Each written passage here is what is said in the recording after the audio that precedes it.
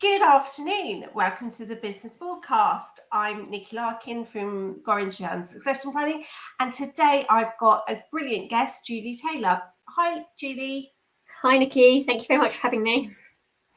So Julie is an employment lawyer, complete expert in employment law and HR, and she is at Fenton Elliott Solicitors in Newbury. So apologies for we're doing it at a different time than normal if anyone's confused. It isn't 12:30. We are being live at 2 p.m. today. We just, because there's various sports days and things on today, we decided to do it at a slightly different time. But welcome anyone that's watching live. Welcome. And perhaps we might be picking up new ones having a different time today. So normal thing is we go on for 30 minutes. We welcome questions and comments throughout. So please do say hello. Please do ask us questions as we go along. No such thing as a silly question. And hopefully, I think today's topic is going to be really relevant for all businesses. So what we're talking about today, we are talking about obviously, everyone knows there's huge cost of living impacts for everybody, for all your staff, massive inflation, and it's been going on for quite a while now. So in the last 12 months, a lot of businesses have already done quite significant pay increases.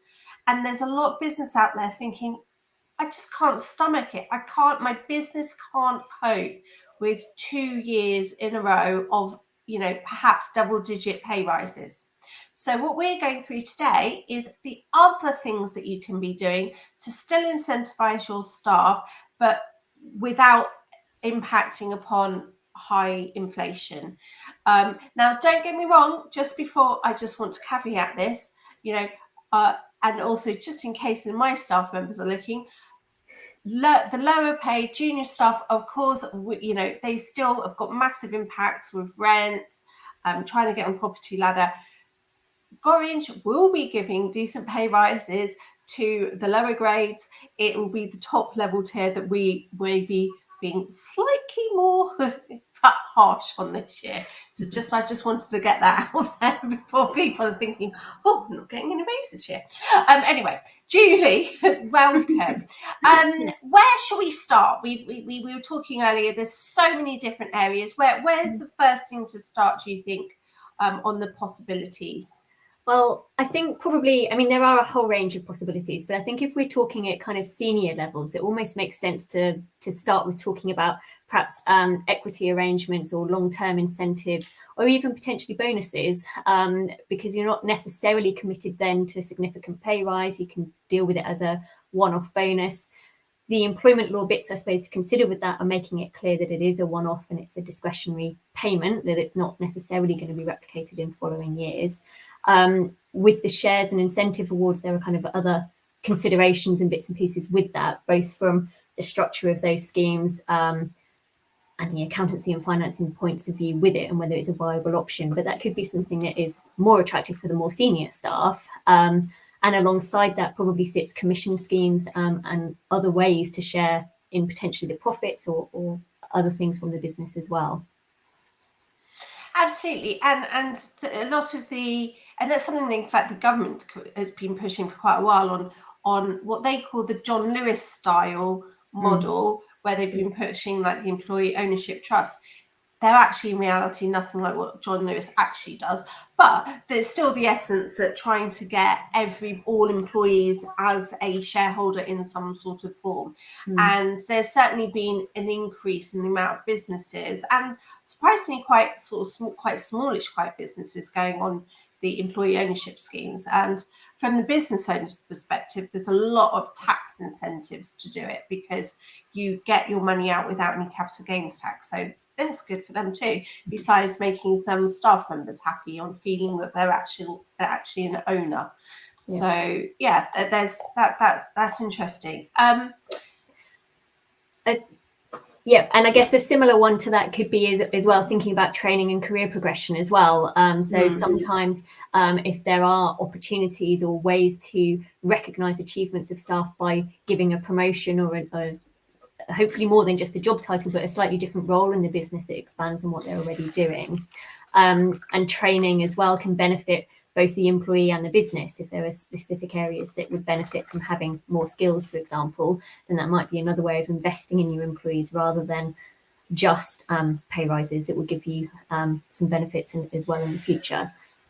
Yeah, absolutely. And that's something that I hear a lot at the moment. You know, I've even seen people go to lesser paid roles because they were given more time off for training, or, you know, a more detailed training program. So yeah, that's all really, really good, and it is definitely relevant. And I think definitely with the 20 to 30-year-olds, there's a lot less self training, and there's a lot more they want to see it packaged up in different ways. You need to label it. But yeah, absolutely, have it structured.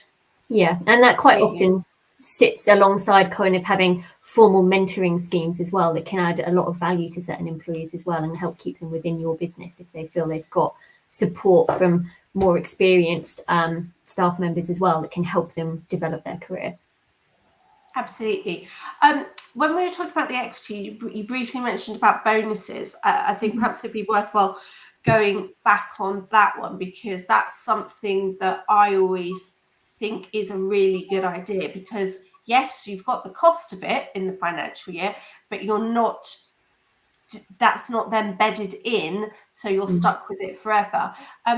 What are sort of the things to look out for in the worry points with sort of bonuses? Because, you know, they're not always necessarily so straightforward, are they? No, so it's probably an area to be cautious about, just in terms of thinking how you're going to apply the bonus criteria and how you're going to calculate the amounts and how you're going to determine what amount each staff member gets, because being consistent will be quite important with a scheme like that, particularly to avoid any allegations of discrimination or favoritism or any discrepancies in how the bonus is awarded. From a contractual point of view, you probably want to avoid that bonus having any status as being part of the employee's contract. So making it clear that it's a discretionary award, maybe to reflect a particular task or a particular project, so it's clear that it's a one-off, can help. But being careful about the language when you confirm that bonus will be quite important as well in thinking about it. And in terms of what I would usually say is think about a scoring criteria or a matrix or something that can be objectively justified when you've scored each employee to work out how much bonus they're going to get, and being able to justify the amount. Because while you might expect your employees will keep their amounts confidential, they may well not. And you want to avoid those sorts of comparison discussions, or if there is a comparison that they become aware of, you can justify it and explain, well, actually, that's because they achieved X number of sales or whatever it might be to have triggered that particular bonus. Yeah, indeed. And similar but different is commission schemes as well, isn't it? And I know that one area is that people often get confused, and I've seen this myself, where people think, oh, well, actually, I'm paying this salesperson, for example, just because salespeople often are people with commission, although it can be others. You know, think, oh, well, no, my package to the salesperson is 50,000, and then you dig down and actually their base salary is below the national minimum wage. What sort of things do you have to look out for, making sure those sorts of things are okay with commissions and base salaries? Yeah, well, I think if the commission is genuine commission, it fluctuates and varies and is a percentage of the sales achieved, for example. We'll keep talking about sales, but consistency, and it's easy. Obviously, the starting point will be to make sure that the baseline employment contract principles are met. So that will include making sure the minimum wage is paid. The commission scheme itself, often it would be reviewed on a regular basis to make sure that the targets are appropriate, because I've seen both sides of it really, and the commission schemes, if they're set too high, can actually just be really demoralizing and have the opposite impact on being able to retain staff. So consideration to those targets and review is important along the way as well. Yeah, that's a really good point. So, for example, like I know some businesses that have bonus schemes set on achieving profit targets. So where those are consistently not met, and therefore it's not being paid out, how easy is it to change that scheme because obviously it probably is bedded in the contract somewhere or in an offer letter or something. How easy is it to pull out one scheme and put a different one in? So it does depend a little bit on how the scheme is set up, but assuming that it's been set up as a contractual scheme, then essentially you'd be varying the contract if you wanted to make changes to it. And usually for an employment contract, you do that by seeking the employee's consent. So you would normally discuss with them what you were proposing to change and see if you can agree it with them. There are kind of other options. You can unilaterally impose it, but that kind of comes with a risk that if the employee doesn't like it, you could face potential tribunal claims or issues or grievances being raised if they don't like how it's being handled. So I think if you've got a commission scheme that suddenly seems clearly out of whack with what the market is doing and not aligned with the rewards that you were expecting to pay out, or the employees not getting the benefit from it, then I think a discussion with them to adjust it would be quite important, and seeking agreement with it. But you kind of come back to the same consistency point as well. I think if you're making exceptions and adjusting one employee's targets, you ought to consider across the board whether the same factors apply to everybody, and actually you should treat everyone consistently and address the commission schemes across the board as well. Indeed. So and usually when I put them together, I would build in a review period at a certain point anyway. Normally it's annual, but if the climate's tricky, then it might be sooner than that. Yeah, no, that absolutely makes sense. Absolutely. Good. Okay. So there's lots of other sort of little bits that sort of tell us about some of the other more complicated or, interesting type schemes out there. So there's lots of different things that I work with lots of different clients to look at, and a lot of the ones that will be right for your business will ultimately depend a little bit on your culture within your business, what you're prepared to support or what you're trying to achieve, and your individual employees as well and their preferences. But I think if you're looking at alternatives to pay rises, there are various other things that you can consider that aren't purely financial, if you like. So a top one on the list to think about would always be giving extra days holiday, for example. And that could be just a specific extra bit on top of their annual allowance that they can do what they like with, or it might be considering it on a more flexible working basis. So it might be considering actually once a month they'll have Friday off, or there might be an hour's finish on a particular day in the week, and that might be something that the employee greatly values because it enables them to go off and play golf or pick their children up from school or whatever it might be. So there might be other rewards from that or benefits for the employee rather than purely financial gain. They've got a bit more flexibility. Holiday's an interesting one as well that you can think about in terms of tying it to your ESG strategies or your environmental, social and governance policies. I've seen some companies looking at giving extra holiday to employees that will take a staycation rather than flying for their holidays, for example, to try and support that within their business as part of those policies. It also can be used potentially to support volunteering as well as part of that. So again, it might be a couple of extra days holiday if they're doing volunteering activities to support the community. And that's quite a popular one for employees who want to have more purpose outside of just their working life as well, and support other things. So that would always be a top one to think about, holiday and flexibility. We've talked a little bit about promotion and opportunities and job titles and things, I think, already, along with the training.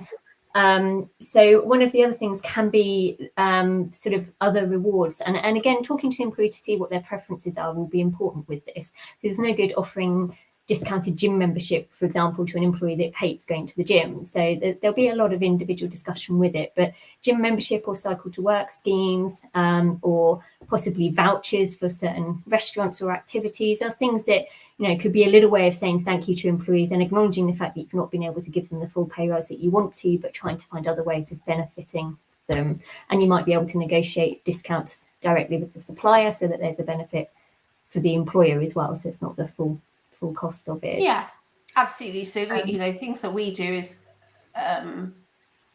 we've introduced life insurance. Not that anyone thinks about that because it's not a very nice thing, but often that then saves them having to do a personal one. So it is saving them. Private health care, that's quite important at this for a lot of people at the moment. And that's a benefit that's definitely valued by employees as well, and will be Yeah, absolutely. And there's I was just thinking about it's not about but so there's which is something we hadn't talked about earlier, but I was just thinking that I've coming across more and more is oh, I can't remember what they're called. Yeah, employee assistant programs. Yes. So, you know, supports with support lines. So there might be access to counsellors, for example. Precisely. Yeah. Or certain skills training, or even kind of medical support things as well, with different access routes through that. So that's and I think there are quite a lot of companies and organisations, again, that if you buy into that on a collective basis, it's cost effective for the employer. The employer. Absolutely. As well as it being a definite advantage for the employee. And that can be beneficial too at times of stress or grievance from the employee, that you've got an assistance program that you can offer them as well. So they've got someone they can. And it's confidential. You know, the employee, it doesn't have to worry about their boss hearing about it. You know, that is all confidential. You don't get to hear about it. You only get to hear about it if an employee actually says, oh yes, I did access it and that it really was helpful. Which, you know, with the current waiting list for certain things, that's really, you know, it's a real good bonus for people. That's another good one. One of the other things that kind of we talked about really briefly as well was just thinking about other things that makes the employee's working life better. So whether there are changes to the working environment, whether there's upgrades in equipment or things that might need to happen anyway, but being able to take account of the employee's preferences in doing that, giving them some input might be valued. Again, it's not going to be right for every employee or for every business, but it's just another way of thinking about it. And with kind of all the move to hybrid working and a lot of businesses looking at their office space and weighing up whether they need such a big location for their staff at the moment, being able to think, well, actually, if we go somewhere that's more out in the country, is that something that the employees will like more and give them a better working environment that they might enjoy more as part of their job and help keep them with our business, essentially. Absolutely. We haven't really talked about working environment yet, have we? No, I suppose that links into office space a little bit as well. So the working environment and where they're based, whether, you know, facilitating working from home, if that's important for employees, looking at flexible working or hot desk arrangements, or having the office space available for those employees that do want to be in the office, and making sure that those environments are somewhere where they want to spend their time. So are there good kitchen facilities, or is there, you know, a communal gym or something they can access on site, or whether there are other, you know, places to get out and walk or something like that. So indeed, we've moved our office to one that has got a coffee shop, and, you know, so that it's a bit more social, social, and, you know, there is access to a gym, etc., and things like that. And so it just makes, so if people aren't going into the office, it's just there is some extra bits. So it's, you know, makes it more of a good experience on the days that they do come in. Absolutely. Exactly. And it enables them to manage their work-life balance and perhaps go to the gym before they go home, for example, because it's there and it's easy. Those sorts of things can, you know, be greatly valued by employees and be part of the whole bigger picture of why they choose to stay with a particular employer. So. Absolutely. So what about the other things that, you know, you hear about things like vouchers and bikes and all sorts of different things. How does that all work?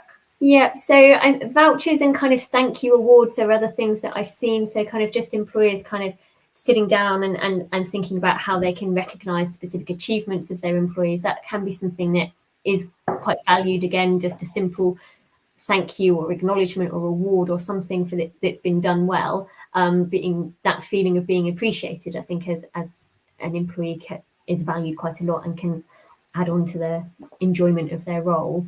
That can also be coupled with vouchers for specific activities. So I don't know, it could be anything really. It could be theatre tickets, vouchers for a meal out or for the cinema, or even up to golf days or different events or something that they know the employee might enjoy. Again, I think all of this comes back to communication underpinning quite a lot of this, and having that dialogue with your staff to understand what it is they like about their job, what it is they like to do outside of work, and being able to offer them something that will be a benefit to them.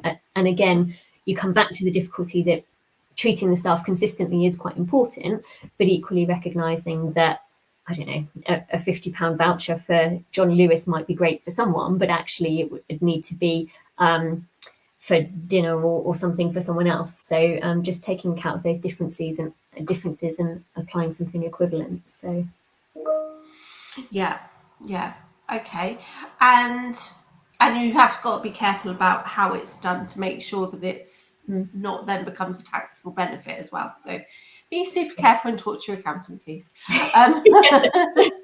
Yes, I put that out there. I don't want people out there giving away loads of cash vouchers and then we get a load of complaints from people about it. Yeah, absolutely. But yeah, what about very two different things, but I think we should cover them because they're very common things. Is bike schemes are getting increasingly common, but also company cars are less common, but they are still out there, and car allowances and things like that. So what's your sort of take on those sort of things at the moment? Again, I think with both of those, it's about having a consistent scheme in place. So if you decide, if you're coming at them completely from scratch, it's about working out at what level of staff within the organisation is going to be offered access to the schemes, whether it's going to be universal for everybody, or whether there's going to be a certain amount of qualifying service, or whether there's a particular grade or seniority that it would apply to. That would be more common with the company cars, for example. The bike scheme might be universal for everybody.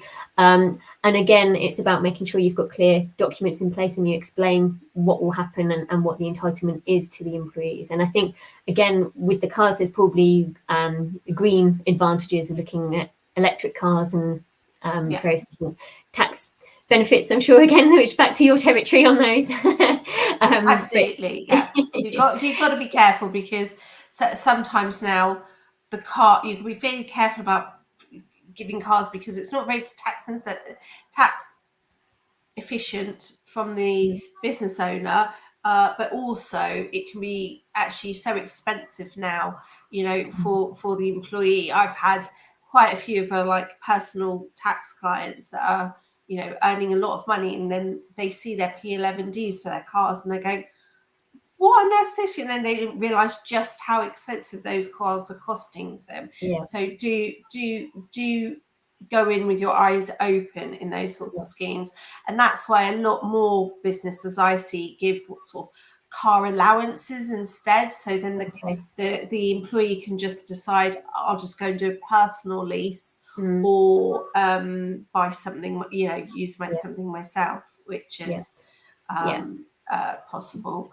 And that's often easier when. Something that we didn't talk about earlier, but I've just thought that is more sort of my tax hat on it, that is quite tax efficient as well, but you have got to be careful about them, is loans to employees, because you can loan an employee up to £10,000 without any tax consequences. So but you've got to be super careful with that. So I'm not just saying just go and give that all away to them all, but some things like that can be quite useful to employees that may think, oh, £2,000 is a huge amount, and really grateful for being able to borrow that in whatever whatever they need. Perhaps they need to rent their first apartment or something. Sorry, I could be watching too much American TV. Their first flat. So things like that is big. So if that could be possibility. I've seen that where actually perhaps the employee might have got themselves into a little bit of financial difficulties or something like that, being able to trust their employer and the relationship enough to have a dialogue and be upfront about that. Actually, there's huge value in the employer being able to support them in that way. Again, it comes back to having clear documentation and agreements about it and making sure that kind of not interfering with minimum wage and bits and pieces like that on repayments. But I just remember sort of nearly 30 years ago. I just remember there's a company that I know that was a small company, but decent size, and because it was at the time where you didn't have to have huge deposits for mortgages.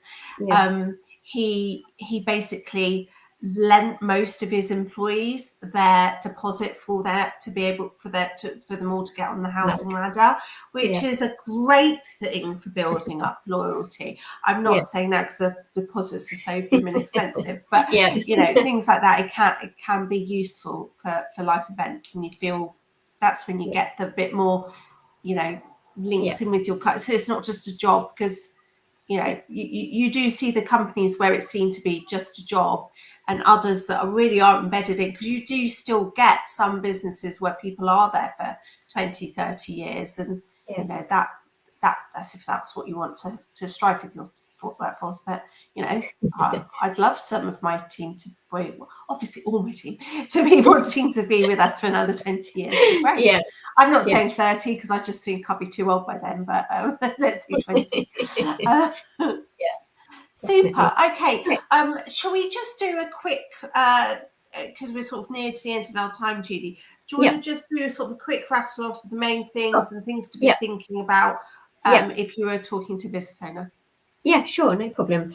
So kind of the key things I think to consider are just kind of start from looking at your workforce and what options might be appropriate, and then kind of have a run through of the different things that we've talked about today. So we've talked about whether there's any equity or long-term incentives or share reward schemes or things like that you could look to implement it to rewarding more senior staff. We've talked about bonus and commission schemes, whether there are things that you can implement as a one-off or whether there's kind of profit shares you can do on a longer term basis. With all of those, documentation and advice will be key ultimately to make sure you don't get too much of a knot or committed to paying a bonus every year or anything like that. So take care with those. We talked about more kind of flexible work-life balance ideas of extra holiday or flexible hours, or kind of whether you can allow an afternoon off once a month or something like that, and for all different reasons as well, whether there's volunteering that you can support within that. We also talked about training and career progression and opportunities, and whether you tie that with a mentoring scheme within your organisation, again, so that employees can have the reward that their career is progressing rather than just a pure financial reward of a pay rise. So that's often quite an attractive incentive to help employees stay with you. We also talked about more general things like thank you awards or vouchers or schemes or cycle to work schemes or car allowances or other kind of ways of giving them something extra in a different way. And ultimately, I think what underpins all of these is the dialogue with your employees to understand what they would value and what might mitigate the effects of not being able to have a pay rise for them. And there are other benefits that got thrown in the mix along the way there as well, sort of life assurance and gym memberships and all kinds of things. I think that was the key ones. Yeah, absolutely. I think that was great. I think hopefully we've given everyone lots of ideas. If they're thinking, really just can't do another 10% or 15% pay rise, lots of different things that they can get in the mix. I would just say, just make sure that you do then value up all these things, because they will have costs, especially hidden cost is all the holiday, which I always worry about. Just make sure you do fully cost things up, look at the tax consequences, but there's a whole smorgasbord of things there to look at and enjoy. Okay, thank you so much, Julie. Thank you for interrupting your sports day today. Hopefully it will be a brilliant success, and hopefully see you again soon. And to anyone coming in next week, we are talking, I can't remember what we're talking about. Actually, I think we are talking about an HRE type thing next week as well, because we've got Peninsula along with us. So we're probably talking about employment law and health and safety updates, I suspect, what we'll be doing next week. And the following week is our last one before the summer break, which is meditation for business professionals, and how it can improve your quality of life and actually your performance. So lots of things to look forward to. So thank you very much, Julie, and see you all again soon. Thank you. That's great. Thanks for having me along. Bye.